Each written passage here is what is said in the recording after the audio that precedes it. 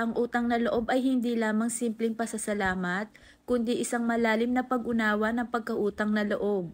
Ang utang na loob ay maaring mga hulugang malasakit at pagpapahalaga sa mga taong nagawa ng kabutihan sa atin.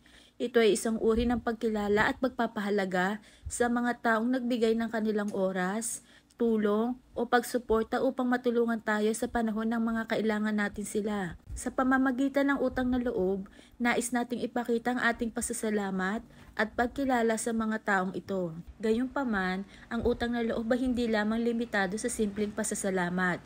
Ito ay mayroon din kaugnay na moralidad at panlipunang obligasyon. Sa ilang mga kaso, ang pagkakaroon ng utang na loob ay nangangahulugang mayroon tayong pananagutan na ibalik ang kabutihan na ibinigay sa atin ng ibang tao.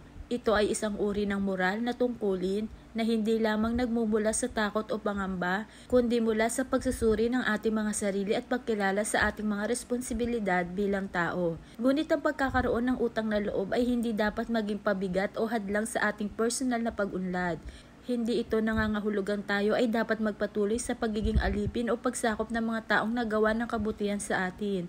Sa halip, ito ay isang paalala sa atin na maging mapagpasalamat at maging handang tumulong sa iba upang maisali natin ang kabutihan na ipinakita sa atin. Yun lamang po at maraming salamat.